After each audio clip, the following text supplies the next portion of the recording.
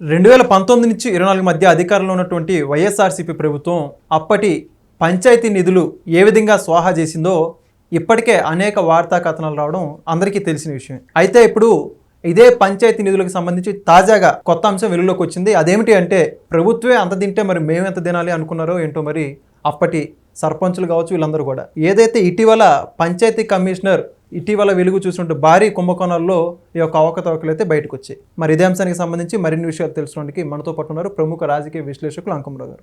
Sir నమస్తే అండి. నమస్తే. సార్ మొత్తానికి గవర్నమెంట్ డబ్బులు తిన్న ఒక ఎత్తు అయితే అంటే కుంభకోణాలు వాటన్నిటిలో ప్రభుత్వ పెద్దలు ఉండడం సహజం. కానీ గ్రామ స్థాయి నుంచి అవకతవకలు జరిగినట్టు చాలా స్పష్టంగా అర్థమవుతుంది వైఎస్ఆర్సీపీ ప్రభుత్వ హయాంలో. మొన్నటిదాకా ఏదైతే వైఎస్ఆర్సీపీకి చెందినటువంటి సర్పంచులు కావచ్చు చాలా చోట్ల ఏకగ్రీవాలు కూడా అయ్యాయి.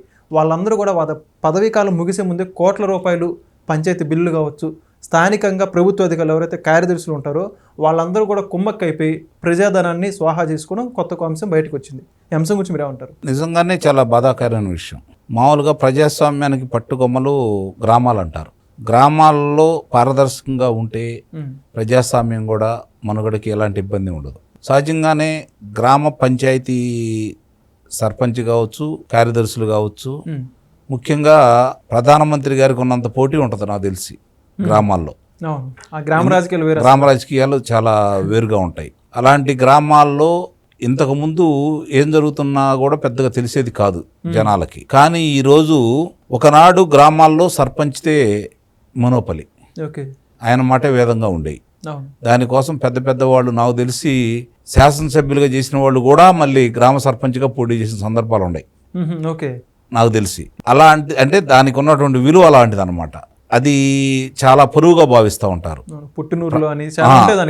చాలా ఘనంగా కూడా భావిస్తారు అనమాట. అలాంటిది ఈరోజు మామూలుగా ప్రభుత్వాలు కూడా ఒక రకంగా పంచాయతీలు నిర్వీర్యం చేస్తూ ఉన్నాయి. వాళ్ళకు ఉన్నటువంటి అధికారాలని లాగేసుకుంటా ఉన్నాయి. ఒకనాడు గ్రామంలో ఏం చేయాలి, మంచి పనులు ఏం చేయాలి ఏంటనే నిర్ణయాధికారం సర్పంచ్కి ఉండేది. ఈరోజు అక్కడ కూడా ఏం చేయాలనేది శాసనసభ్యుడి స్థాయికి వెళ్ళిపోయింది చాలా చోట్ల. ఇంకా కొన్ని పనులు వాళ్ళకు ఉంటాయి, వాళ్ళు చేసుకుంటూ ఉంటారు. ఆ పనుల్లో చేతివాటం చూపించేవాళ్ళు అధికంగా అయ్యారు. కారణం ఏంటంటే ఖర్చు కూడా అలానే పెడుతున్నారు వాళ్ళు. ఎన్నికల్లో సందర్భంగా ఖర్చు కూడా అలా పెట్టినప్పుడు దానికి డబ్బులు తీసుకున్న వాళ్ళు వాళ్ళని నిలదీసే పరిస్థితిలో లేరు. ఇప్పుడు అంతే, శాసనసభ్యులైనా అవినీతికి పాల్పడుతున్నారు, విచ్చలవిడిగా చేసుకుంటున్నారు అంటే ప్రజల సహాయ సహకారాలతోటే కదా, అధికారుల సహాయ సహకారాలతోటే కదా. ఇప్పుడు ఒక ఊర్లో మట్టి తోలుతున్నారు అంటే ఆ సర్పంచ్కో లేకపోతే గ్రామాధికారికో తెలియకుండా అయితే జరగదు కదా. ఇప్పుడు ఎలా ఉంటుందంటే వాస్తవాలు మాట్లాడుకోవాలంటే ఏ విధంగా తయారైందంటే, ఊరిలో ఓ చెరువు ఉంది, ఆ చెరువు మట్టి బయటికి తీయాలి. దానికి ఇంతకు ముందులా కాకుండా మైనింగ్ వాళ్ళ అనుమతులు తీసుకోవాలి. దానికి శాసనసభ్యుల వారు చెప్తారు అధికారులతోటి. ట్రాక్టర్కి వాళ్ళ మనిషి అక్కడ ఉంటాడు, ట్రాక్టర్కి ఇంత అని శాసనసభ్యుడికి ఇవ్వాల్సిన పరిస్థితి. వాళ్ళ మట్టి వాళ్ళు తోలుకోవడానికి కూడా అంటే శాసనసభ్యుడికి ఇచ్చేటప్పుడు మరి శాసనసభ్యుడు ఖర్చు పెట్టాడని శాసనసభ్యుడు తీసుకుంటున్నాడు. మరి ఇల్లు ఖర్చు పెట్టారు కదా ఎన్నికల్లో, ఇల్లు కూడా చేసుకోవాలి కదా. ఇప్పుడు అధికారంలో దిగిపోతున్నారు, మళ్ళీ ఏమన్నా ఎన్నికలు జరగట్లేదు. మొన్నటితోటి పంచాయతీ వాళ్ళ యొక్క అధికారాలు అయిపోయినాయి. ఇప్పుడు ఎన్నికలు జరిగిన తర్వాత కొత్త బాడీ వస్తుంది. అప్పటి వరకు ఎవరైతే ప్రభుత్వం తరపున ఉంటారో వాళ్ళే ఎగ్జిక్యూటివ్ ఆఫీసర్లా లేకపోతే విఆర్ఓలో వాళ్ళే చూసుకుంటూ ఉంటారు. ఇక్కడికి వచ్చేదానికి వాళ్ళు దిగిపోతున్నారు కాబట్టి సహజంగానే వాళ్ళకి పెద్దగా అవకాశాలు రానియకుండా చేశారు. అప్పుడు వాలంటీర్లు కావచ్చు, వాళ్ళు వీళ్ళందరూ కావచ్చు. చివరిలో ఖర్చులు చూపించుకోవడానికి డీజిల్కి అంత అయింది, ఆ ఖర్చులు ఇంత అయింది, ఈ ఖర్చులు ఇంత అయింది అని చెప్పి రకరకాలుగా పెట్టి వాళ్ళ దగ్గర ఉన్న మిగులు నిధులు మొత్తం లాగేసుకున్నారు. మీరు చెప్పిన వీరవాసం ఒకటి, ఇలా చాలా 600 గ్రామాలంటే ఇంకా మరి ఎలుగు చూస్తే ఇంకెంత ఉంటాయో, పూర్తిస్థాయి విచారణ జరిపితే ఎంత ఉంటాయో.